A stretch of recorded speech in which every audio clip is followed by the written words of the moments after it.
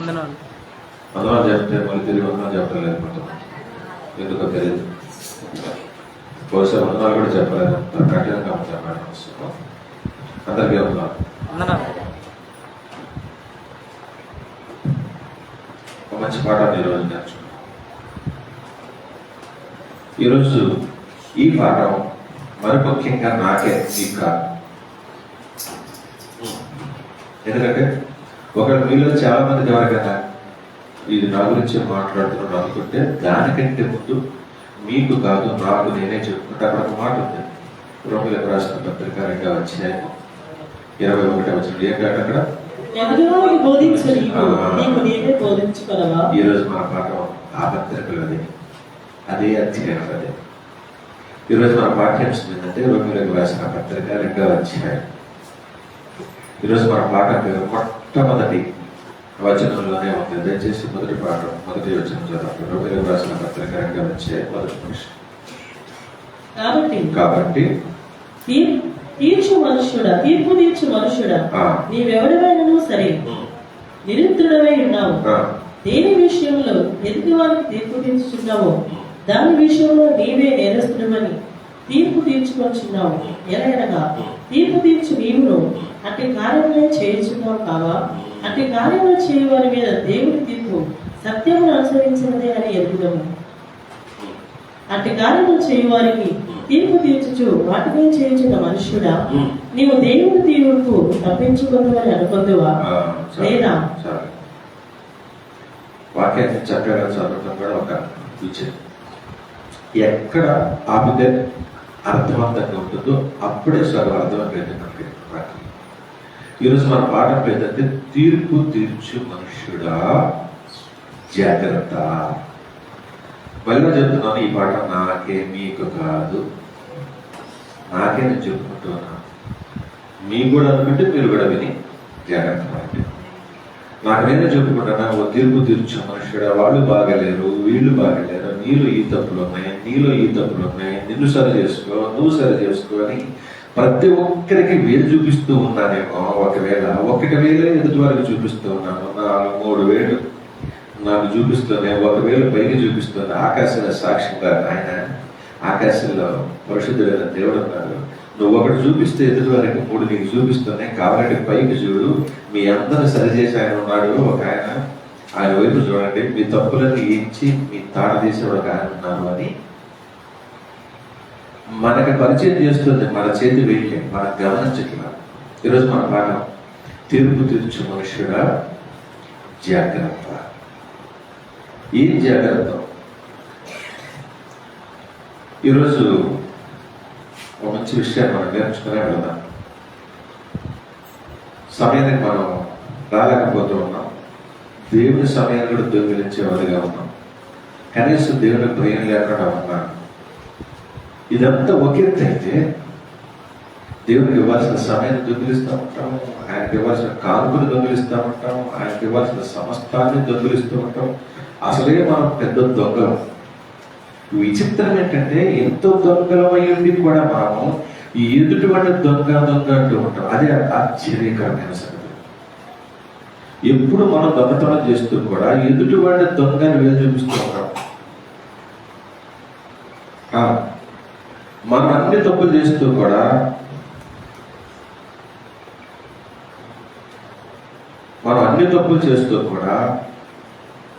మనం అన్ని చేయాల్సినవన్నీ చేస్తూ కూడా మనం ఏమి ఎరగిన నచ్చలేక మేగడదన్న పాలు తాగేసిన పిల్లి ఏమవుతుందో తెలిసి ఏం చేసింది చెప్పాలి మీరు ఎవరికి? దొంగతనంగా వచ్చి, మామూలుగా ఇంట్లో పెంపుడు పిల్లి అయితే ఏం కాదు, కానీ దొంగతనంగా వచ్చే పిల్లికి ఒక లక్షణం ఉంది తెలుసా మీకు? పాలు కానీ మేగడ కానీ తిన్న తర్వాత ఏం చేస్తుంది తెలుసా? తెలియదండి ఎవరికి? నేలకు మూడు మొత్తం దొడి చేస్తుంటది. దాని నాలుక గరుగ్గా ఉంటుంది, పిల్లి నాలుక. ఈసారి పట్టుకొని చూడండి. మేగడ వాటన్నిటికీ ఇస్తే అటు ఇంట్లో వెళ్ళేటప్పుడు ఎవరైనా చూస్తే కొడతారని మూడు దుడుచుకుని వెళ్ళిపోతారు అన్నమాట. దొంగ పిల్లి అంటారు దాన్ని. అలాగా మనం కూడా దొంగ పిల్లలాగా చేసి మొత్తం చేసేసి ఏమి ఎరగ నన్ననాచులాగా మొత్తం తుడి చేసుకొని చేతులు ఇట్లా కూర్చొని ఈ ఎదుటివాడు మొదలు పెడతాను, నువ్వు ఇలాగా నువ్వు ఈ తప్పులు ఉన్నాయి, నీ తప్పులు ఉన్నాయి అని 3 నా వైపు చూస్తున్నట్టు మర్చిపోతాం. అందుకే ఈరోజు మంచి పాఠం నేర్చుకున్నాం. కాబట్టి అంతకుముందు పైన అనేక సంగతులు చెబుతూ మొదటి అధ్యాయంగా కాబట్టి అని మొదలు పెట్టారు. 2వ అధ్యాయం రోమిలకు రాసిన పత్రిక. ఈ రోజు రోమా వారికి రాస్తున్నాడు అనుకో మాకంటే పౌలు గారు, ఈరోజు మనకి కూడా ఈ పాఠం.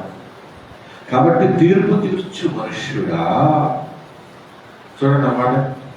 కాబట్టి తీర్పు తీర్చు మనుష్యుడా, నీవెవడవైనాను సరే, నువ్వు ఏ ర్యాంక్ అయితే ఏంటి, ఏ ఉద్యోగం అయితే ఏంటి, ఏ స్థాయి అయితే ఏంటి, ఏ కులం అయితే ఏంటి, ఏ అమ్మవాడైనా సరే, నీ స్థాయి ఇక్కడ సంబంధం లేదు సంఘంలో. ఈ మాట బయట వాళ్ళకి కాదు సుమా, ముఖ్యంగా చెప్తున్న సంఘానికే. మీకు తెలుసా, రోమా అనేది ఒక పత్రిక అనుకుంటున్నారా? రోమిలకు రాసిన పత్రిక అర్థం ఏంటి?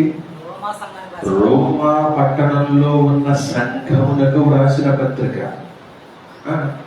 కొలస్సీ పత్రిక, ఎఫెసీ పత్రిక, ఏంటివన్నీ? దశలోనిక పత్రిక అంటే ఏంటి? కొరింథీ పత్రిక అంటే ఏంటి? ఆ పట్టణంలో ఉన్న సంఘమునకు రాసిన పత్రిక. ఈరోజు మాచర్లకు ఒక పత్రిక రాస్తున్నారు దేవుడు. మాచర్లకంటే మాచర్ల పట్టణానిక ఏంటి? కాదు, మాచర్ల పట్టణంలో ఉన్న ఈ సంఘములోని వారికి ఒక లేఖ రాస్తున్నాడు దేవుడే. కాబట్టి తీర్పు తీర్చు మనుష్యుడా, నువ్వు అందరికీ తీర్పులు తీరుస్తూ ఉంటున్నావు, వాడిలాగా వీడిలాగా అని. నీవు ఎవడమైనను సరే, నీవు ఏమన్నాడు? ఏంటి ఆ మాట చదవండి అక్కడ. నీవు ఎవడమైనను సరే, చదవండి. బైబిల్ దగ్గర లేరా?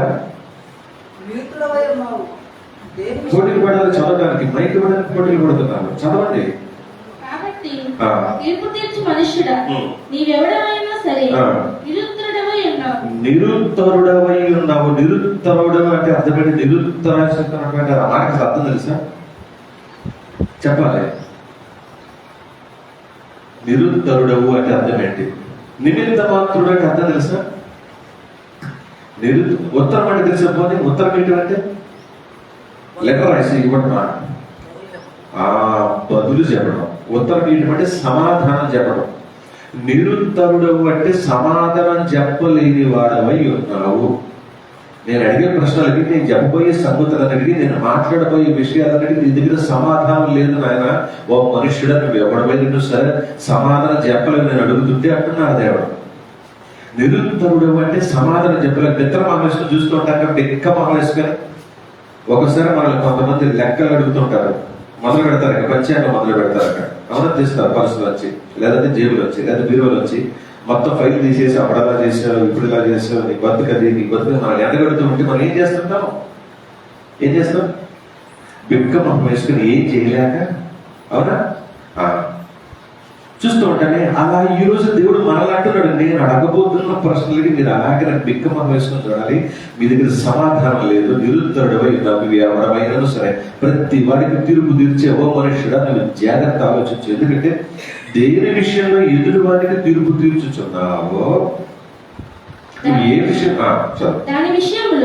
నీవే నేరస్తుడవని తీర్పు తీర్చుకొనుచున్నావో, ఏలయనగా తీర్పు తీర్చు నీవును అట్టి కార్యములనే చేయుచున్నావు కావా? నువ్వు పెద్ద ఇంత పెద్ద తప్పు నీ మీద వచ్చేసుకొని నీ చేతిలో పెట్టుకుని చిన్న తప్పు చేసేవాడిని ఎదురు చూపుతుంటావు. నువ్వు అలా చేసావు, నువ్వు ఇలా చేసావు అడుగుతూ ఉంటాం కదా మనం. అది ఏదైనా కావచ్చు, ప్రతిదీ లెక్కేసుకోండి. వివరించుకుంటే మనకు సమయం జరిపోదు. ఎన్ని రకాలుగా ఎదుటివాడిని మనం వేలు చూపిస్తూ ఉంటామో, ఎదుటి మీద తప్పులు ఇస్తూ ఉంటామో. ఆయన అంటున్నారు, నువ్వు దేని విషయంలో ఎదుటివారికి తీర్పు తీర్చుతున్నావో, వాడు అసలు వాళ్ళ అమ్మను పట్టించుకోవడానికి అంటాం ఒకటి. అవునా? మన మీద ఎన్ని నెలలు వస్తాయి మన అమ్మను అడిగితే, అవునా కదా? వాడు భార్య పిల్లలు పట్టించుకోవడానికి అంటాం మనం. అందరూ చెప్తాం. మన భార్య పిల్లలు అడిగితే మన మీద ఎన్ని చెప్తారో కదా, అవునా కదా? ఇది అంటున్నారు, నువ్వు దేని విషయంలో నీవు తీర్పు తీర్చుచున్నావో దాని విషయంలో నేరస్తుడు నువ్వు ఒప్పుకుంటున్నావు. తెలుసా? నీకు అర్థమవుతుందా? అని దేవుడు మనల్ని ప్రశ్నిస్తున్నాడు. అంటే ఎదుటి వాళ్ళని అడగాలంటే భయపడాలా? అమ్మో, నేను చెయ్యకుండా ఉంటే అడగొచ్చేమో కానీ చెయ్యకుండా అడిగితే నాకు నేనే తీర్పు తీర్చుకుంటున్నాననే విషయం నాకు తెలియాలి ముందు. ఏంటి పలకరించమని నేను అన్నానంటే ముందు పలకరించే బుద్ధి నాకు ఉందో లేదో తెలియాలి. పదే పదే నీ చుట్టూ తిరుగుతూ నిన్ను పలకరించకుండా ఊరికే మూత పొడుచుకొని కూర్చొని నిన్ను అడగాలంటే తప్పు నాదే కదా. అమ్మ నాన్నని పట్టించుకోకుండా, భార్య బిడ్డలు పట్టించుకోకుండా ఎదుటివాడికి వీలు చూపించుకుని ఈ సమాజానికి బాగా అలవాటు, లోకానికి మరీ ఎక్కువ. మరి సంఘంలో ఉన్న మనకైనా భయం లేదండి. ఎన్ని వందల సార్లు వాక్యాన్ని వింటున్నా కూడా మనం ఎదుటి వారిని తీర్పు తెచ్చే విషయంలో కొంచెం కూడా భయం. మన ఇక్కడ మొదటి వచనంలోనే ఉన్నాయి, ఇంకా చాలా ఉన్నాయి, దాదాపు 29 వచనాలు ఉన్నాయి. అసలు భయం లేకుండా ఓ తీర్పు తీర్చు మనుషుడా, నువ్వు దేని విషయంలో తీర్పు తీర్చుతున్నావో నీవు కూడా దాని గురించి తీర్పు తీర్చుకుంటున్నావు తెలుసా నీకు? ఎందుకంటే ఏనగా తీర్పు తీర్చు నీవును అట్టి కార్యమనే చేయుచున్నావు కావా, అట్టి కార్యములు చేయు వారికి 3వ వచనం చదువుతున్నాం. తీర్పు తీర్చుచు వాటినే చేయుచున్న మనుష్యుడా. నువ్వు ఒక చిన్న తప్పు చేస్తున్నావు, ఆ తప్పును అలాగే ఉంచుకొని ఎదుటివాడు అదే తప్పు చేస్తూ ఉంటే వాడు బుద్ధస్తమానం ఇవేలు చూపిస్తూ గుచ్చుతూ ఉంటావు, రేపుతూ ఉంటావు, 10 మందికి చెప్పి అల్లరి చేస్తావు, ఆగ్రహం చేస్తావు ఒకరి గురించి ఇలా దాని గురించి, ఆమె ఎలాంటిది ఇలాంటిదని. నువ్వు మాత్రం అలాగే చేస్తున్నావు అని అంటూ దేవుడు అట్టి కార్యములు చేయి వారికి తీర్పు తీర్చు వాటినే చేయించిన మనుష్యుడు. అంటే అందరికి అదే చెప్తావు, తిరిగి అదే మరి ఇంట్లో వెళ్ళి అదే చేస్తావు. బుద్ధి లేదా నీకు? ఆడ మనుషులు కొడతావు, పెళ్ళాన్ని కొడతావా అంటావు, అందరికి చెప్తావు, ఇంట్లోకి వెళ్ళి తలుపులేసి బాగుతున్నావు. ఇంట్లో ఆలపలు ఏ ఇంట్లో సరుకులు తెచ్చి సోమరిపోతులకు 18 ఇంట్లో పడుకుంటా ఉంటావు, నువ్వు ఇంట్లో నుంచి బయటికి రావు. ఇంట్లో ఆడవాళ్ళు ఆహారాలకు అల్లాడిపోతా ఉంటారు, అదే చేస్తావు. ఒకటేంటి, ప్రతిదీ ఎదుటివారికి తీర్పు తీస్తూ వాటినే చేయించిన మనుషుడా, నీవు దేవుని తీర్పు తప్పించుకుందువని అనుకుందువా? దేవుని తీర్పు తప్పించుకుంటామని అనుకుంటున్నావని అడుగుతున్నారు దేవుడు మన ఈరోజు ఎందుకంటే ఈ పాఠం మళ్ళీ చాలా మందిని ఎప్పుడు చూసినా ఎదుటోడు కదా, నేను మంచోడిని కాదు, నేను మాత్రమే మంచోడిని. దొంగన కూడా ఇదే మాట అడిగితే వాడు ఇదే చెప్తే నేను మంచోడు సార్, నేను అసలు అంటాడు. ఒక హంతకుడు అడిగితే నేను మంచోడు సార్, నా తప్పేం లేదు, వాళ్ళే నేను రెచ్చగొట్టేసారు, మరి ఏం చేయమంటారు కోపంలో అంటాడు. ఒక వ్యభిచారం అడిగితే నేను చాలా మంచోడిని, అసలు పరస్త్రీనే లేదా పరపురుషుని మొహం ఎరగా నేను తలుపులు స్ప్రింట్లో కూర్చుంటే వాళ్ళే నన్ను ప్రేరేపించాడు అంటారేమో. ఇట్లా ప్రతిదాన్ని తీసుకోండి, నేను మంచివాడిని కాదు, నేను మాత్రమే మంచివాడిని, ఎదుటి వాళ్ళంతా చెడ్డవాడు అనుకునే స్వభావంలో మనం ఉన్నాం. ఒకప్పుడు లోకంలో ఉన్నప్పుడు అలాగనే ఉన్నాం, ఇప్పుడు కూడా అలాంటి పరిస్థితుల్లోనే ఉన్నాం. ఎందుకంటే మనం ఒకరిని పలకరిస్తే మిగతా వాళ్ళు అందరి సంగతులు చెప్తున్నాం, మళ్ళీ ఇంకొకరి దగ్గరికి వెళ్తే వీళ్ళు అందరి సంగతులు ఎలాగైనా చెప్తున్నారు, వీళ్ళని విడిచిపెట్టి మళ్ళీ ఇంకొకరి దగ్గరికి వెళ్తే కూడా ఇదే పరిస్థితి. ఎంతమంది ఎవరి దగ్గరికి వెళ్ళినా మన సంఘంలోనే సంగతి సుమా. మన సంఘంలో అంటే మన మార్చర్ల పట్టణంలో క్రీస్తు సువార్త సంఘంలో సభ్యుల గురించి కాదు. మరి ఎవరి సంగతి వింటున్నారా నేను చెప్పే మాటలు అర్థమవుతుంది. ఎవరి సంగతి చెప్తాను. సార్వత్రిక సంఘంలో, ప్రపంచంలో ఉన్న సంఘం అంతట్లో ఇదే పరిస్థితి. ఎందుకంటే బయట తిరుగుతుంటే అర్థమవుతుంది, ప్రతి చోట ఇదే పరిస్థితి, ప్రతి సంఘంలో ఇదే పరిస్థితి. వాళ్ళు మంచోడు కాదండి, వీళ్ళు మంచోడు కాదండి, మేము బాగా ఉన్నా కూడా మమ్మల్ని ఎలా అవమానపరుస్తున్నారు అంటే మన మంచితనాన్ని గొప్ప చేసుకుంటూ ఎదుటివాడి యొక్క చిన్న చిన్న తప్పులు కూడా భూతత్వంలో చూపిస్తూ పెద్దదిగా చూపిస్తూ తీర్పు తీర్చేస్తూ ఉన్న మనుషులందరికీ ఈరోజు దేవుడు పాఠం జరుపుతున్నాడు. నీకు దేవుడు తీర్పు తీరుస్తాడనే భయం లేదేంటి? 5వ వచనం చదవండి ఒకసారి. నీ కాఠిన్యమును చదవండి. 5వ వచనం.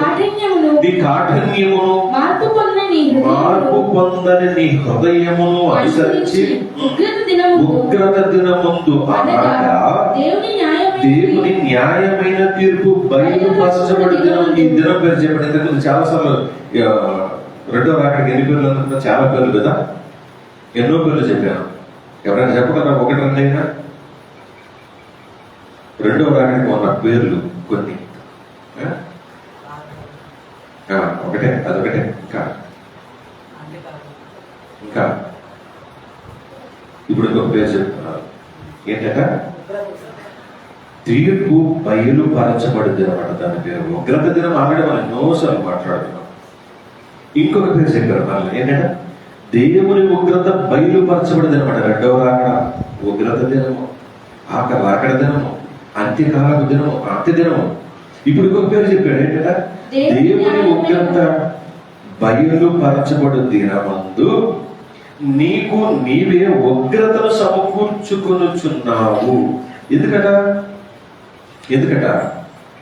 నీ కాఠిన్యం అలా ఉంది, నీ మనసు అంతా కఠినపరిచిపోయింది. మనకే, మనందరికీ.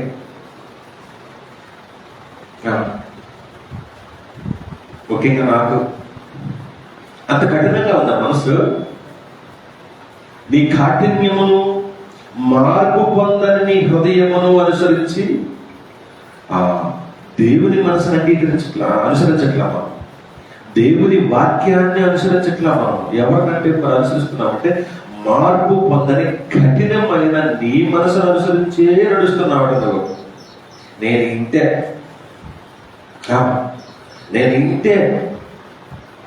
అంటాం. కదిలిస్తే ఇక మొదలు పెడతాం. నీ సంగతి తీసుకురా. శల్య పరీక్ష అంటాం. అంటే తెలుసా మీకు ఎవరికైనా? పోలే, మీకు తెలియదు. శల్య పరీక్ష అంటే స్కానింగ్ అంటే తెలుసా ఏంటి? ఒక్కొక్కరిని మనం స్కానింగ్ చేస్తాం. నీ మొత్తం బయటిది, నీ మొత్తం బయటిది. నీవు చదువుతున్నాను నేను, నాకు నేను చదువుకోవడం మానేసి నీవు చదువుతున్నాను లిస్ట్ అంతా. అంత కఠినంగా ఉంది మనసు. దేవుడు అంటున్నాడు ఉగ్రత దినమందు, దేవుని ఉగ్రత దినమాట. ఆ రోజు మామూలు ఉగ్రత కాదని. ఈ భూమి మీద కొంచెం ఉగ్రంగా ఉంటేనే నేను 44 డిగ్రీలు అట. మా దగ్గర ఇంకా ఎక్కువ ఉంది. ఇంకా చెప్పండి, ఇక్కడికంటే మా అక్కడే ఎక్కువ ఉంది. అల్లాడిపోతున్నాం. 46, 47, 48. ఎంత కఠినంగా ఉందో తెలిసాక బట్టలు, యూనిఫామ్లు అన్నీ తీసేసుకొని చిక్కులో పడేసి వెళ్ళిపోతూ అనిపిస్తుంది. ఎక్కడికి పోయినా తప్పించుకోలేం, కానీ మనసుకు అనిపిస్తుంది ఎంత ఎండ తట్టుకోలేకపోతున్నామని. ఈ 45, 50 డిగ్రీల వేడికి ఎలా ఉంటే మరి కొలవటానికి కొలమానమే లేదే. ఇది 8 డిగ్రీలు తప్ప ఈ వేడి అని. అవునా? కొలవటానికి వీళ్ళేనంత వేడిలోకి వెళ్ళబోతూ ఉన్నాం. దాని పేరు ఉగ్రత దినము. అందులో మొదటి వేడి కదా, అగ్నిగుండం. మనకు తెలియట్లేదేంటి? అక్కడికి వెళ్తామని మన ప్రవర్తనని మార్చుకోకపోతే అక్కడికి వెళ్తామని మనకు అర్థమే కావట్లా. ఈ చిన్న వేడికి వెళ్ళకపోతా ఉన్నాం. మరి ఆ వేడిని ఎలా తట్టుకుంటామని ముందే మనకు చెప్తున్నాడు దేవుడు. దేవుడు ఉగ్రత దినం ముందు అంత కఠినంగా ఉంటే అక్కడ ప్రమాదం పాలవుతామని తెలియట్లేదా నీకు? నీకు నువ్వే చేసుకున్నా. నేనేం చేయట్లేదు నాయన, నేనేమీ చేయట్లేదు. నీకు నువ్వే చేసుకుంటున్నావు. ఈరోజు నీతోటి మరొకగా నాతోటి మాట్లాడుతున్నావు. దేవుడు ఎందుకంత కఠినత్వం నీకు? ఎందుకంత మార్పు పొందిన హృదయంతో ఉన్నావు అడుగుతున్నాను. చదువు. అయితే ఆయన ప్రతి వానికి వాని క్రియల చొప్పున సత్క్రియను ఓపికగా చేయించు, మహిమను ఘనతను అక్షయతను వెతుకు వారికి నిత్య జీవం నిచ్చును. ప్రతి వానికి వాని క్రియల చొప్పున ఏమిస్తాడట? ప్రతి వానికి. వింటున్నారా? తలచుకుని కూర్చుంటే వింటున్నారో లేదా నిద్రపోతున్నారో అర్థం కావట్లేదు. ప్రతి వానికి వాని క్రియల చొప్పున ప్రతిఫలం ఇస్తాడట. దాని పక్కన ఇంకొక మాట ఉంది చూడండి. సత్క్రియను ఓపికగా ఉండాలా? ఓపిక. మన ఇంటి పనులు, వంట పనులు ఎంత ఓపికగా చేసుకుంటాం, మన సొంత పనులు ఎంత ఓపికగా చేసుకుంటాం, ఎదుటి వారి పనులు ఎంత చేస్తాం. మనదైతే ఎంత ఓపికగా ప్రతిదీ శుభ్రం చేసుకొని ఎంత ప్రశాంతంగా చేసుకుంటాము. అది ఎదుటిదైతే మరి సత్క్రియలు చేయాలంటే సత్క్రియలంటే మన పని కాదనుకుంటున్నాం, మన ఎదుటి పని అనుకుంటున్నాం. ఇక్కడ వచ్చిన తేడా ఏంటంటే సత్క్రియ అనేది మన పని కాదు, మరి ముఖ్యంగా నా పని కాదు, అది ఎదుటి పని, ప్రభు పని కదా. ఏం కాదులే, వెళ్దామా నిదానంగా. ఈరోజు మీ అందరూ చక్కగా మీరందరూ వచ్చాము, అద్భుతంగా తయారైపోయి త్వరగా సిద్ధపడి రావడం మూలంగా చక్కగా దేవుని మహాకృపను బట్టి చక్కగా మొదటి మెసేజ్ క్లాస్ అయిపోయింది. అంత భయం ఉంది మనకి దేవుడు అంటే. సత్క్రియలు చేయడానికి ఓపిక ఉండాలా? ఉండాలి. ఎందుకు? సత్క్రియ అంటే నాది, నా కోసమే దేవుడు. సత్ అంటే సత్యము, నీ వాక్యమే సత్యము కదా. యోహాను 17:17 అదేనా? నీ వాక్యమే సత్యము అంటే సత్యము కలిగిన దేవుని పనిని ఇక్కడ చదువుకున్నాం కదా మనం. ఏంటంట? ఆయన ఆరాధించేవారు సత్యము అనగా దేవుని పని అంటే యేసుక్రీస్తు వారి పని అని గనక మనకు అర్థమైతే, ఇప్పుడు దేవుని పనిని చెయ్యాలంటే ఎంత ఓపిక. నా పని కంటే కూడా ఇంకా దేవుని పని ఎక్కువ కదా. మనకి ఇది అర్థం కావట్లా. ఇది మనకు అర్థం కాక సత్క్రియలు చేయాలని ఓపుకుంటారంటే ఇది సత్క్రియ అంటే దేవుని పని కదా, ఓ తొందర ఏముందలే, ఏం కాదు అనుకుంటున్నాం. అదే మన పని అయితే ఎంత చక్కగా మొత్తం తిని తాగి తృప్తి పడితే కానీ బయటకు రాలేరు. కానీ దేవుని పని చేయాలంటే ఆయన పని ఏముందో తొందర. ఆయన తెలుసు కదా మన పని, ఆయన తెలుసు కదా మన సంగతి. ముందు ఇల్లు సర్దుకోమన్నాడు కదా, నీ పని చూసుకున్న తర్వాత నా పని చేయమన్నాడు కదా. కాబట్టి నిదానికి వెళ్ళిన ఏం కాదని మనం అనుకుంటాం. కానీ ఓపిక సత్క్రియ అనే మాటకు అర్థమైతే సత్ అంటే సత్యం, ఇది దేవుని పని. నన్ను పుట్టించి నన్ను బ్రతికించి నన్ను పోషిస్తూ ఉన్న నా దేవుని పని అని మీకు అర్థమైతే సత్క్రియను ఓపికగా చేయాలంటే ఇప్పుడు దేవుని పని ఓపికగా చేస్తావు, మన పనులైనా పక్కన పెట్టేస్తావు. సత్క్రియను ఓపికగా చేయొచ్చు మహిమను ఘనతను అక్షయతను వెదకు వారికి నిత్య జీవం ఇస్తారట. ఇవి మనం మన మహిమను వెతుకులాడుతున్నాం. నాకెంత పేరు వస్తుంది తొందరగా వెళితే, నాకెంత పేరు వస్తుంది మంచి పాట పాడితే, నాకెంత పేరు వస్తుంది ఈ పూట భోజనానికి డబ్బులు ఇస్తే అని అనుకుంటున్నాను. కానీ నా దేవుడు నన్ను ఎంత పెంచుకుంటాడు, నాకు ఇచ్చిన దాంట్లో నేను ఇచ్చేది ఎంత, నాకు ఇచ్చేది నేను పొందుకున్న దాంట్లో తిరిగి నేను దేవునికి మళ్ళీ తిరిగి చెల్లించేది ఎంత అనేది మనకు అర్థమైతే ఇప్పుడు మహిమ దేవుని కొరకు దాచిపెడతాం, ఘనతని దేవునికి ఆపాదిస్తాం. ఈరోజు మనమంతా మన మహిమని మన ఘనతని కోరుకుంటూ ఇది కూడా క్షయమైపోయే ఘనత, అక్షయమైన ఘనత దేవుని దగ్గర ఉంది, నిత్య జీవం దేవుని దగ్గర ఉంది. అది ఆయన ఇస్తాడనే విషయాన్ని మర్చిపోయి మన మహిమ కోసం వెతుకులాడుతున్నాం. అందుకే ఓపిక లేదు మనకి, అందుకే ఓపిక లేదు. నిజం చెప్పండి, ఒకసారి మనం పరిశీలించుకుందామా? ఆ కింద మాట ఉంటుంది, ఒకసారి చదువుతారా? చదవడం మాట ఎంత మాట ఎంత గట్టిగా మనల్ని మొట్టిగా చేస్తున్నారు దేవుడు వాక్యంతో. చదవండి 8 వచ్చినారు. అయితే భేదములు పుట్టించి సత్యమునకు లోబడక దుర్నీతికి లోబడి వారి మీద ఇక్కడ మనమే మన గురించి చెప్తున్నారు. భేదములు పుట్టించి మనలో మనమే ఒకరికి మంచి ఇప్పుడు వాస్తవంగా కొంతమందికి ఉన్న ఒక లక్షణం ఏంటంటే లోకంలో ఒక అధికారి దగ్గర లేదంటే ఒకరి దగ్గర ఇంకొక మనిషి స్థానం పొందుకోవాలంటే మనకున్న చెడ్డ లక్షణం ఏంటంటే ఇంకొకటి గురించి చెడుగా చెప్తాం. ఈ మనిషి దగ్గర ఈ మనిషి మంచి సంపాదించుకోవాలంటే ఇంకొక మనిషి లేని మనిషి మీద చాడీలు చెప్పి అవునా, ఇది మనకి చాలా చెడ్డ గుణం. విచిత్రం ఏంటంటే ఈ అలవాటు సంఘంలోకి వచ్చిన తర్వాత కూడా కొనసాగిస్తున్నారు మనలో చాలా మంది. అమ్మగారు అమ్మగారు అయ్యగారు మరి ఆయనంట అని భేదములు పుట్టించి మన మీదకి ఇంకొక మనిషి మీద చెడుని చెప్పి దేవుని పిల్లలని వారు ఒకరితో ఒకరు దగ్గర కావడానికి ఇంకొక మనిషి మీద భేదాలు పుట్టించే చెడ్డ అలవాటు మన సంఘంలో చాలా మందికి ఉందట. దేవుడు చెప్తున్నా, నేను చెప్తున్నా మాట కదా ఇది. నిజం చెప్పండి, ఎన్నిసార్లు మనం ఇలా మాట్లాడతాం? నువ్వు నేను మాట్లాడుకున్నాడు ఇప్పుడు ఎంతమంది మూడో మనిషి మీద చాటి చెప్పుకుని ఉంటాం. మన ఇద్దరు మంచోళ్ళమైనట్టు, మళ్ళీ ఏ తప్పు లేనట్టు, అసలు పరిశుద్ధులు అంటే మనమేనన్నట్టుగా మాట్లాడుకుంటాం. మళ్ళీ మనమేనా మంచోళ్ళం అంటే అబ్బో మన వెనక ఎన్నో ఉంటాయి, గురువిందరించుకున్నట్లుగా మత్సలు మరకలు. అవునా?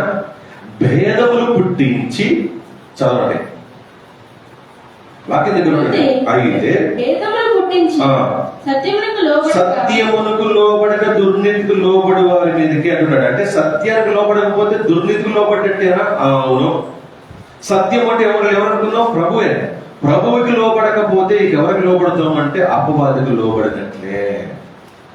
మన సత్యానికి లోబడటంలా, వాక్యం వినేటప్పుడు భయపడటంలా ఏం కాదులే అంటే భేదములు పుట్టించడానికి మనమే తెగబడుతున్నాం.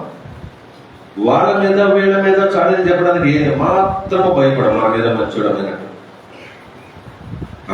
అయితే ఏమంటున్నాడు వాళ్ళ మీదకి? దేవుని ఉగ్రతయు రౌద్రము వచ్చును. ఈ మాట కోపం కాదంటే వచ్చేది, కోపానికి పరాకాష్ట ఏంటి? రౌద్రము.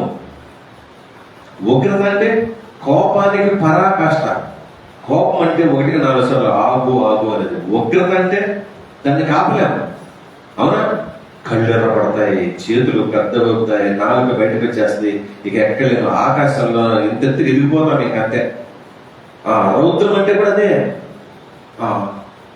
అంత రౌద్రం మామూలు మనిషికే ఎలా ఉంటే కోపం వచ్చినోడు 2 దెబ్బలు కొడతాయి, కానీ ఉగ్రత రౌద్రం వచ్చినోడు చావచ్చి తగ్గొడతాడు. అవునా?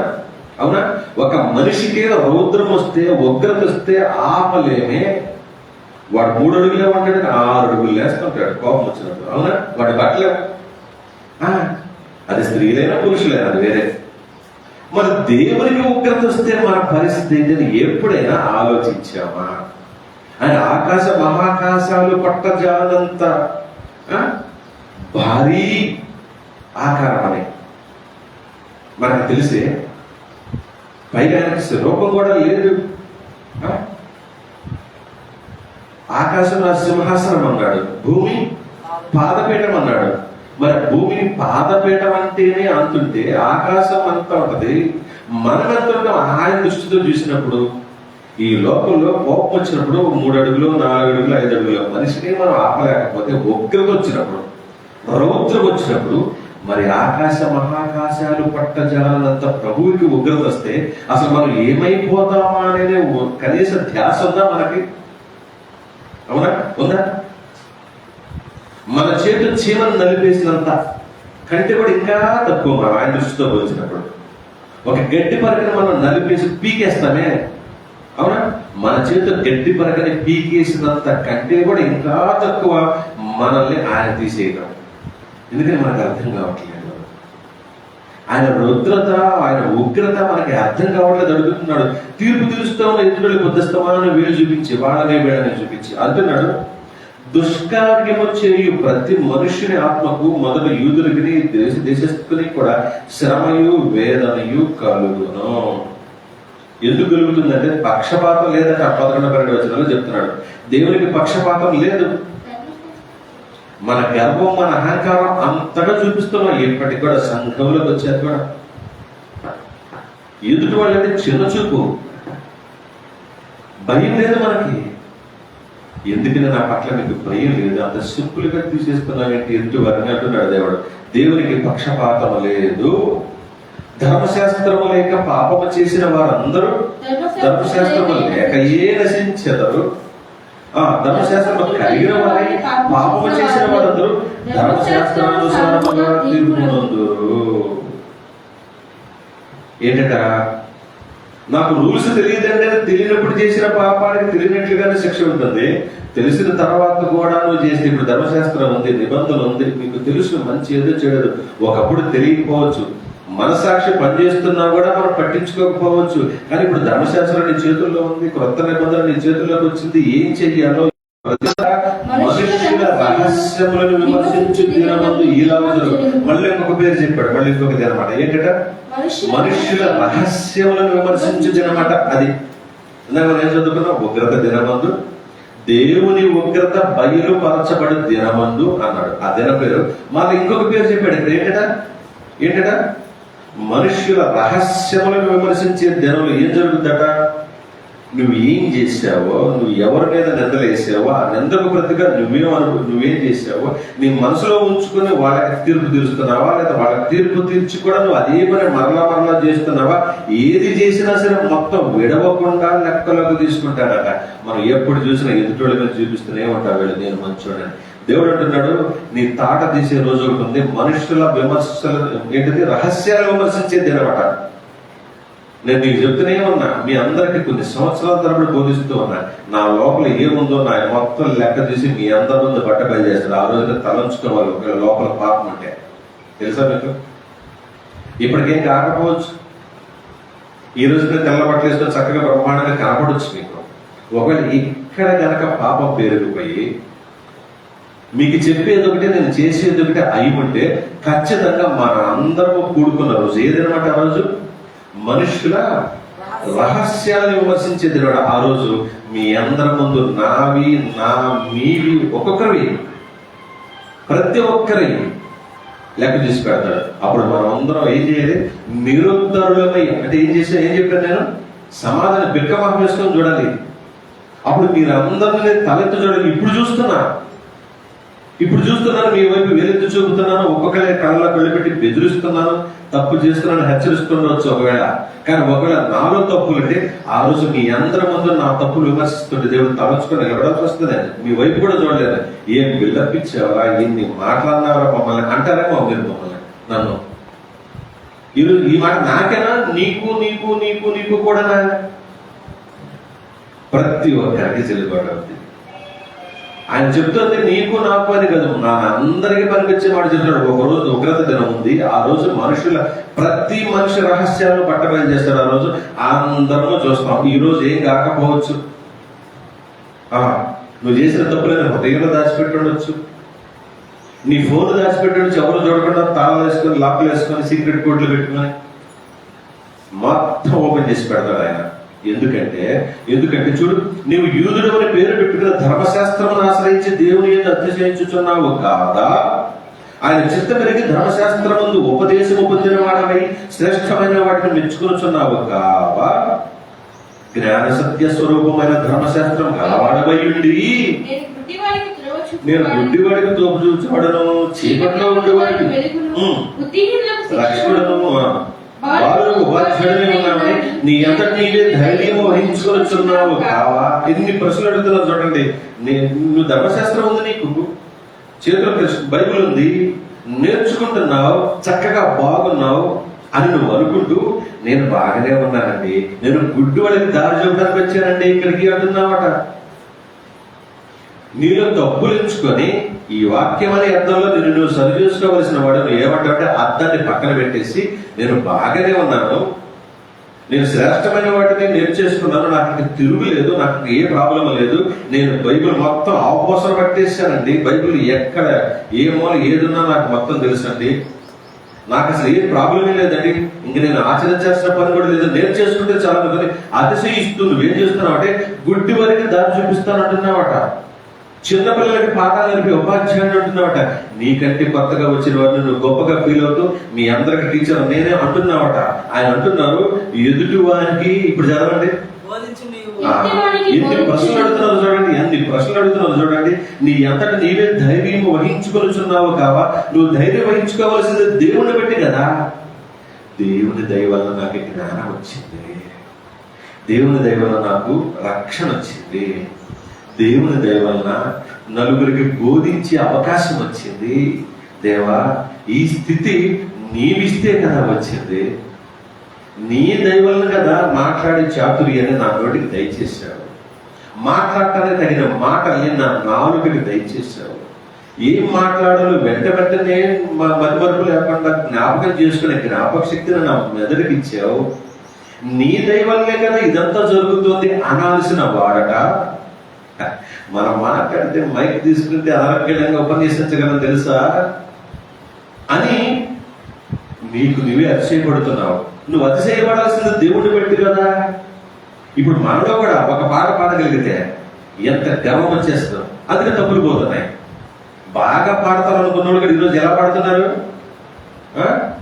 సంగీతం వాయించడానికి కూడా వీలు లేదంటారు. ఎందుకంటే గర్వం వచ్చేసింది. రోజు చేయట్లేదు కదా పని, రోజు చేయట్లేదు కదా. అందుకే హఠాత్తుగా ఈరోజు మైక్ కొట్టుకునేసరికి పోయింది మైండ్. ఎందుకంటే గర్వం వచ్చేస్తే ఏమవుతుందంటే దేవుని ప్రేమ పోయదు. గర్వం వచ్చేస్తే మరుపు వచ్చేస్తుంది, మరుపు వచ్చేస్తుంది, మితిమీరిన గర్వం వచ్చేస్తుంది. పాట పాడేదేనంతే, నువ్వు ప్రార్థన చేసేవాడేనంతే, చక్కగా పాడేవాళ్ళు కూడా నాకు కాబట్టి ఈరోజు అందరూ మెచ్చుకోవాలి, ఆధారపడాలి ఈరోజు ప్రార్థనతో అని నువ్వు ఎప్పుడైతే గర్విస్తూ మైకి తీసుకుంటావో ప్రారంభంలోనే మనం మర్చిపోతావు. ఎవరికి ప్రార్థన చేయాలో మర్చిపోతావు. ఏం చేయలేదు. అవునా? పాటైనా అంతే, ప్రార్థన అయినా అంతే, వాక్యమైనా అంతే. అతిశయం నిన్ను బట్టి ఉంటే దెబ్బతింటావు. వాళ్ళకి అసలు పాటే రాదు, నేను చూడు ఎలా పాడతాను. మా దగ్గర ఒక అమ్మాయి తెలుసు కదా అందరికీ, అద్భుతమైన పాటలు పాడేది. చదువు లేదు, కళ్ళు కూడా లేవు. ఇప్పుడు చూడండి, మీకు తెలుసా బయట రోడ్ల మీద సినిమా పాటలు పాడుతూ భిక్ష పెడుతుంది. నాకు ఆశ బాధేస్తుంది. ఏం చేయను? పోషించుకోవడానికి దేవుని పాటలు పడి దేవుని సంఘంలో ఆధారపడి దేవుని ప్రేమను పొందుకోవలసిన ఒక బిడ్డ వికలాంగులందరితో కలిసి గుడ్డి వాళ్ళందరితో అంటే అప్పుడు రోడ్ల మీద పాటలు పడుతూ ఉంటారు కదా, అలాంటి చోట్ల కలిసి సినిమా పాటలు పాడే పరిస్థితి వచ్చింది. ఎందుకంటే గర్వం అలా వచ్చేసింది. ఇప్పుడు నేను ఒకరి గురించి చెప్పాను అనుకుంటున్నారా? చెప్పని వాళ్ళు మళ్ళీ చాలా మంది ఉన్నారు. అవునంటారా కాదంటారా? చెప్పని వాళ్ళు పేరు కట్టకుండా నేను పేరు చూపిస్తూ బాధపడతాను. మళ్ళీ చాలా మంది ఉన్నాం. గర్వించి పాటలు మర్చిపోయాం, గర్వించి ప్రార్థన మర్చిపోయాం, గర్వించి ప్రవర్తననే మర్చిపోయాం. ఇప్పుడు దేవుడు అంటున్నాడు, ఇప్పుడు చదవండి 21వ మాట, ఈ ఎదుటి వారికి బోధించు నీవు నీకు నీవే బోధించుకోనావా? అడుగుతున్నారు ప్రశ్న. ఏనైనా భలే బోధిస్తున్నావు మాకేనా నీకు లేదా అని అడుగుతున్నారు దేవుడు. మాకైతే బ్రహ్మాండంగా చెప్తున్నావా, మరి నువ్వెందుకని పాటించట్లేదంటే నీతులు అనేది బోధించడానికేనండి. అవునా? నీతులు అనేది ఎదుటి వారికి బోధించడానికేనండి, మనకు కాదు అని అంటున్నావు. లోకానికి సూపర్. లోకంలో నీతులు బోధించేవాళ్ళు ఎక్కువ మంది, ఎవరు పాటించరు. ఎందుకంటే పాటించమని చెప్పేవాడు ఎవడు లేడు అక్కడ. అందుకే ఎదుటివాడికే బోధిస్తూ ఉంటారు. ప్రభు అంటున్నాడు, ప్రభువు మాత్రమే అంటున్నాడు, ఈయన ఒక్కడే అంటున్నాడు, నాయన ఈ ఎదుటి వారికి బోధించే నీకు నువ్వు బోధించుకోవా? చదవండి అన్నమాట 21 చదవండి. ఎదుటివాడికి బోధించు నీకు నీవే బోధించుకోవా? దొంగిల వద్దను ప్రకటించి నీవు దొంగిలెదవా? హింసింపవద్దని చెప్పు నీవు వ్యభిచరించెదవా? విగ్రహములు అసహించుకొను నీవు గుళ్ళని దోచెదవా? ధర్మశాస్త్రములను అసహించి నీవు ధర్మశాస్త్రం మీరుట వలన దేవుని అవమానపరచెదవా? రాయబడిన ప్రకారము మిమ్మును బట్టియే కదా దేవుని నామము అన్యజనుల మధ్యను దూషింపబడుచున్నది. ఈ మాటకి అర్థం తెలుసా? నిన్ను బట్టి కదరా నాకు అవమానం జరుగుతుంది అంటున్నాడు దేవుడు. ఒకసారి రోడ్ల మీద మనం ఇష్టం వచ్చినట్టు తిరుగుతూ ఉంటాం. బాగా పేరు పొందిన కుటుంబం అనుకో, భార్య రోడ్ల మీద గందరగోళం చేస్తున్నది. భర్త ఏమంటాడు, నా పరువు దీనికి ఎందుకు నీకు దండం పెడుతుంది, ఎందుకు ఇంత గోల చేస్తావు అంటాడు కదా. ఒకసారి రోడ్డు ఎక్కుతుంది. ఒక భార్య మంచి కుటుంబం నుంచి వచ్చింది, బాగా మంచి మర్యాద తెలిసిన కుటుంబం నుంచి వచ్చింది. వీడు ఎక్కడో లేబర్ బ్యాచ్ రోడ్డు మీద తాగి తందనాలు ఆడుతూ తిడతా ఉంటాడు. ఏమంటది, అయ్యా నువ్వు కావాలనుకుంటే చంపు లోపలికి వచ్చి చావగొట్టు, రోడ్డు మీద పడి రోడ్డు మీద కూడా ఒక మాటకు నాకు అవమానం పడ్డది అంటదా?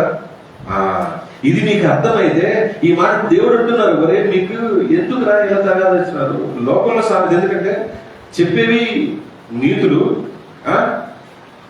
దూరేదేదో ఉన్నాయంట కదా, అలాగా లోకానికి అది అలవాటు. మీరు కూడా అలాగనే ఉన్నారంటే దొంగలే వద్దంటున్నావు, నువ్వే దొంగతనం చేస్తున్నావు, వ్యభిచారం చేయొద్దంటున్నావు, నీ కళ్ళు పాపంతో నిండిపోయింది. మా సంఘాలు ఎంతమంది వ్యభిచారాలు దొరికిపోతున్నారు తెలుసా? ఈరోజు మీకు తెలియదు. పెద్ద పెద్ద పేరున్న వాళ్ళు వ్యభిచారంలో దొరికిపోతున్నారు అసహ్యంగా. సంఘాలలో జరుగుతుంది, పైగా మళ్ళీ ఎక్కడో బయట కాదు. వీడెక్కడో ఇక్కడ బోధించేసి ఈ డబ్బులు జేబు చేసుకుని ఏ గోవనో ఎక్కడో తగలడిపోతే ఎవడో చూడు, వాళ్ళు అక్కడ పాస్టర్ కూడా తెలియదు. ఏ అమెరికానో ఏ బొంబాయికో ఏదో చేసుకుని వస్తే ఎవరికి తెలియదు. కర్మ ఏంటంటే అంత ఓపిక లేక ఇక్కడే చేస్తున్నాడు, సులభంగా దొరుకుతుంది కదా. ప్రార్థన పేరుతో దైవజనుడి పేరుతో లోపడతారు కదా పిల్లలు ప్రేమ కొద్దీ, ఇక్కడే చేస్తున్నాడు ఆ నీచ కార్యాన్ని. చాలా మంది వ్యభిచారాలు దొరికిపోతున్నారు పేరున్న వారు. ఈ రోజు పేర్లు ఎందుకులే, ఒక 2 వారాలు బట్టి భయంకరమైన చర్చ జరుగుతుంది. 1-2 ఇప్పటికే మిగతా వాళ్ళంతా మంచోడని కాదు. ఇప్పుడు దేవుడు అంటున్నాడు, వ్యభిచరించవద్దని చెప్పే నీవే వ్యభిచరిస్తున్నావు. లోకంలో ఉన్నప్పుడు అలాగనే చేసి ఇక్కడికి వచ్చినప్పుడు అలాగనే చేస్తే నీ మూలనే కదా నా పేరు పాడైపోతుంది, మిమ్మును బట్టి కదా నా నామం దూషించబడుతుంది. పాస్టర్లంతా ఇంతే అంటున్నాడు. ఒకడు మైక్ దొరికి అవకాశం దొరికితే ఎవడికి మైక్ దొరికితే వాడు అదే మాట అంటున్నాడు, మీ పాస్టర్లంతా వ్యభిచారులు అంటున్నాడు.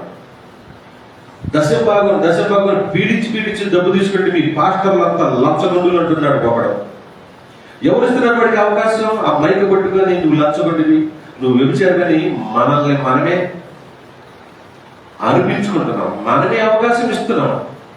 అవునంటారా కాదంటారా? నువ్వు శుభ్రంగా ఉంటే నిన్ను ఎవడైనా అనగలడా? నువ్వు నిజాయితీగా ఉంటే నీ వైపు వేలెత్తి ఎవడైనా చూపించగలడా? నువ్వు తప్పు చేయకుండా దృఢంగా నిలబడితే నిన్ను అనే ధైర్యం భూమి మీద ఎవరికైనా ఉంటుందా? ఉండదే. గుళ్ళకు దోచేస్తున్నాడట. లోపల ఉంది కదా గుండె గుళ్ళు అని సామెత ఉంది కదా, అలాగా గుళ్ళు మొత్తం దోచేస్తున్నాం మనం. గుళ్ళు అంటే గుడి మొత్తాన్ని కదా, గుడిలో వచ్చిన మొత్తాన్ని అందరూ దోచేస్తూ ఉన్నాం. ఒక్కటి కూడా విడిచిపెడతా. ఆఖరికి పెన్షన్ తీసుకురావడం ముసలమ్మను కూడా నీకు 3,000 వస్తాయి, 2,000 3,000 వచ్చేది పెన్షన్. దశభాగం ఇచ్చేసిందమ్మా, లేకపోతే అమ్మమ్మమ్మమ్మ దేవుడు నిన్ను క్షమించడమ్మా, చంపేస్తాడమ్మా, ఇప్పుడే రాజరబాలు పెట్టేస్తాడమ్మా అని దేవుడిని భయంకరంగా లంచగడ్డగా చూపించేస్తా ఉన్నాం. గుడిని మొత్తాన్ని దోచేసే వాళ్ళగా తయారైపోయాం. అరే వచ్చేది 3,000 కదా, మనం ఇంకొక 1,000 రూపాయలు ఇద్దాం, లేదంటే మనకు ఒక 100 రూపాయలు ఇద్దాం, కొద్దిగా జమ అవుతాయి, ఇంకేదన్నా ఖర్చులకు వస్తారు. ఇవ్వాల్సిన మనము ఏ ఒక్కటి విడిచిపెట్టకుండా అందరూ దోచేవాడంగా తయారవుతున్నాం. అదే అంటున్నారు అక్కడ, ధర్మశాస్త్రమును అతిశయించు నీవు ధర్మశాస్త్రము మీరుట వలన దేవుని అవమానపరచెదవా అని అడుగుతున్నాడు దేవుడు. అంటే జ్ఞానం కలిగిన నీవు, దేవుణ్ణి తెలుసుకున్న నీవు, యేసుక్రీస్తును నమ్మి పరిశుద్ధుడిగా బ్రతకాల్సిన నీవు కూడా అతిశయించాల్సిన నీవు. నేను క్రైస్తవుడండి, నేను ఆ పని చేయను, నేను క్రీస్తుని కలిగిన వాళ్ళని, నేను పాపం చేయను అని చెప్పాల్సిన నీవే ఆజ్ఞ మీరుతున్నావట. పర్వాలేదండి, దశభాగం తీసుకోవచ్చు, పర్వాలేదండి అందరి దగ్గర వసూలు చేయొచ్చు, పర్వాలేదండి వ్యభిచరిస్తే అప్పుడప్పుడు చేస్తే తప్పలేదు, పరలోకంలో కూడా వ్యభిచారం ఉందని చెప్పే మేధావులు తయారయ్యారు కదా మనకి. అటువంటి వాళ్ళ కేసులు దొరికి ఈరోజు మన జైళ్ళలో మగ్గుతున్నారు. వాళ్ళ మీద విపరీతమైన ప్రచారం జరుగుతుంది. సిగ్గులేని బతుకులు బతుకుతున్నారు. అయినా సరే తెల్లారి పొద్దున వాళ్ళ మొహం గడిగేసుకొని, తెల్ల బట్టలు వేసుకొని, మొహం గడిగేసుకొని సిగ్గును మర్చిపోయి మరలా బట్టలు వేసుకొని, టై పెట్టుకొని, సూట్లు వేసుకొని, మళ్ళా మైకి తీసుకొని, అదంతా అబద్ధం తెలుసా, మనంటే గిడ్డన వాళ్ళు వేసారు అదంతా చెప్పేసి మళ్ళీ దాన్ని కప్పిపుచ్చుకోవడానికి మళ్ళా ప్రసంగాలు చేసే దౌర్భాగ్యకరమైన పరిస్థితుల్లో మనం ఉన్నాం. ఈరోజు దేవుడు అంటున్నాడు, నీ నామాన్ని బట్టి కదా, నీ ప్రవర్తనను బట్టి కదా నా నామం అన్ని జనుల మధ్య అవమానపడుతుంది అంటున్నారు దేవుడు. వ్రాయబడిన ప్రకారము మిమ్మల్ని బట్టి కదా దేవుని నామం అన్ని జనుల మధ్య దూషింపబడుచున్నది. అర్థమవుతుందా?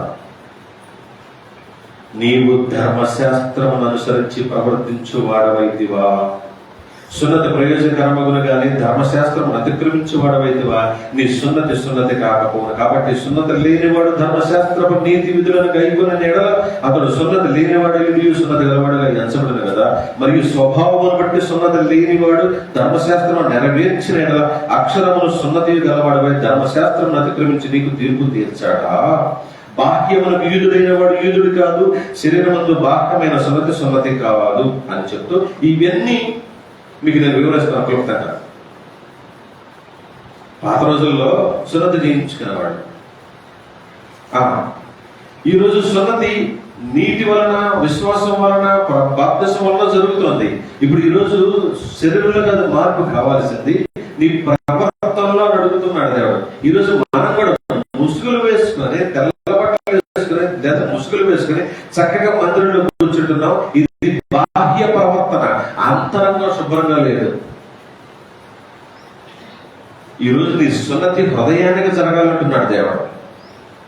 నీ లోపల బాగుంటే ఖచ్చితంగా బయటకు కూడా బాగుంటావు. నీ లోపల బాగోకపోతే ఎట్టి పరిస్థితుల్లో బయటికి బాగు. కానీ మనం లోపల కూడా చండాలంగా ఉన్నా కూడా బయటికి బ్రహ్మాండంగా ఉన్నామంటే దాని పేరేంటి తెలుసా? వేషధారులు. వేషధారులు సినిమా వాళ్ళు, సీరియల్స్ లో నటిస్తారే, వాళ్ళ లోపల ఏం మామూలుగానే ఉంటుంది. లోపల అదే, పైకి మాత్రం అంటే ఏ సందర్భానికి తగినట్లుగా అప్పుడే నమ్మగలడు, క్షణంలోనే ఏడవగలడు, వెంటనే కోపం తెప్పించుకోగలడు, వెంటనే రౌద్రాన్ని ప్రదర్శించగలడు, వెంటనే అంత రౌద్రులు కూడా వాళ్ళ కామెడీ చేయగలడు. ఎందుకంటే వాడు నటుడు, వేషధారి. వాడి పేరు ఏ వేషం వేస్తే ఆ ప్రవర్తన చూపిస్తాడు. మగ మనిషే ఆడది వేషం వేస్తే ఆడది వేషమే చేస్తాడు, ఆడ వేషం వేస్తే ఆడలాగానే ప్రవర్తించగలడు. మగ పౌరుషం అంటే రాజు వేషం వేస్తే యుద్ధము చేయగలడు. వాడు నిజానికి ఏం చేస్తాడో లేదు అనవసరం, కానీ ఇవన్నీ చేయగలడు. ఏ వేషం ఇస్తే ఆ వేషం చేయగలడు. వాడు నటుడు, వేషధారి. క్రైస్తవులు కూడా వేషధారులు అయిపోయారు. పాటలు పాడమంటే బ్రహ్మాండంగా పాడతారు, ప్రార్థన చేయమంటే బ్రహ్మాండంగా చేస్తారు, వాక్యం చెప్పమంటే అదరగొట్టేస్తారు. ఇప్పుడు నేను చెప్పింది ఒక మూల కూడా రాదు, అంత అద్భుతంగా ప్రసంగాలు చేసేవాడు అన్నారు. కానీ ఇదంతా ఈ 4 గోడల మధ్య ఉన్నంత వరకే. లోపలికి వెళ్ళగానే తలుపులు తీసి మళ్ళా పర్సనల్గా వ్యక్తిగత గదిలోకి వెళ్ళగానే, సొంత గదిలోకి వెళ్ళగానే, లేదా సొంత ఇంట్లోకి వెళ్ళగానే ఇవన్నీ తూచి అప్పుడు చూపిస్తాడు విశ్వరూపం. అదే నీ అసలైన స్వరూపం. అర్థమవుతుందా? మనం అలాగనే ఉన్నాం. ఇక్కడ ఒక చోట, ఇక్కడ ఒక రకంగా, అక్కడ ఒక రకంగా. అందుకే ధైర్యంగా మన తప్పుల్ని దాచిపెట్టి లోపల మూసిపెట్టి భద్రంగా తాళం వేసేసి చక్కగా తాళం జేబులు వేసేసుకుని ఇలాగా నీది తప్పు, నీది తప్పు, నువ్వు అలాంటి దానివి, నువ్విలాంటి దానివి, నువ్విలాంటి ఎంతో ధైర్యంగా మాట్లాడుతున్నావు. ఓ తీర్పు తీర్చు మనుష్యుడా, జాగ్రత్త పడుకుంటున్నాడు. ముందు నీ జేబులో ఉన్న తాళం తీసి నీ హృదయానికి వేసిన తాళాన్ని పగలగొట్టి ఈ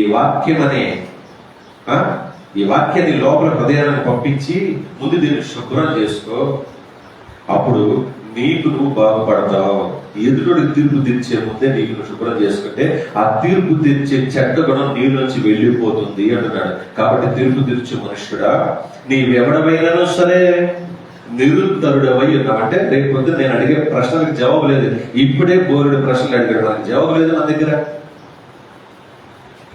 రేపు పొద్దున మరి ఏం దినం అది?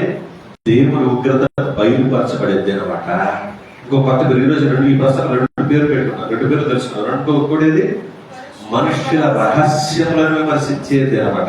మన రహస్యాలను ఆయన పరిశీలించి మనం తాట తీసే రోజు మనం ఏం చేయలేము. అంతే కదా? ఒకసారి రెడ్ హ్యాండెడ్ గా పట్టుకుంటాం కదా. నేను నాకు ఆవిడ పట్టుకుంది, చాలా పెద్ద పేరు అనుకుంటాము. ఉద్యోగ పేరుతో, వ్యాపార పేరుతో ఎక్కడో ఉన్నాడు. మీడియాని, వ్యాపారాలని అందరూ తీసుకుని వెళ్ళిపోయింది.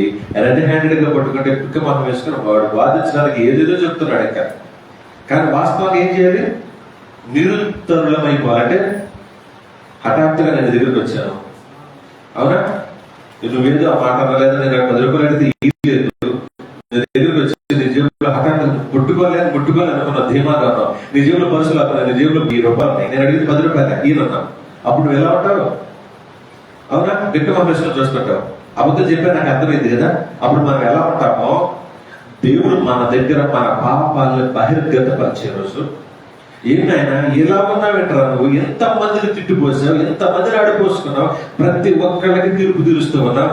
నీ లోపల ఎంత చండాల మంది ఏంటని అడిగితే అప్పుడు ఏం చేస్తావంటే ఏమీ చేయలేక నిరుత్తరులమై మౌనతో తలంచుకొని వెళ్ళిపోవడమే సమాధికి లేదా అగ్నిగుండానికి. అలా ఉండకుండా ఉండాలంటే ప్రభువా నా లేని లోపాలంటే నాకు ఇప్పుడే తెలియపరచు ప్రభా. నీ వచ్చే రోజు, నీ విమర్శించే రోజు నా లోపల రహస్యాలు లేకుండా సిద్ధపరచుకుంటా అని కనుక మీరు అనుకుంటే తలలో వచ్చాడని నేను ప్రార్థన చేయబోతాను. నా లోపల చాలా ఉన్నాయి ప్రభువా. ఈ రోజు నేను అర్థం చేసుకున్నాను, విమర్శించే దుర్గుణం చాలా ఉంది ప్రభువా నాలో. ఎదుటి వారు తప్పులించే చట్టాల పొరపడం నాకు ఇంకా ఉంది ప్రభువా. ఇదిగో ఈ రోజు నాకు అర్థమవుతుంది. రేపు నువ్వు విమర్శించే రోజున నీ చేత తలంచుకునే పరిస్థితి, నీకు తలవంపులు తెచ్చే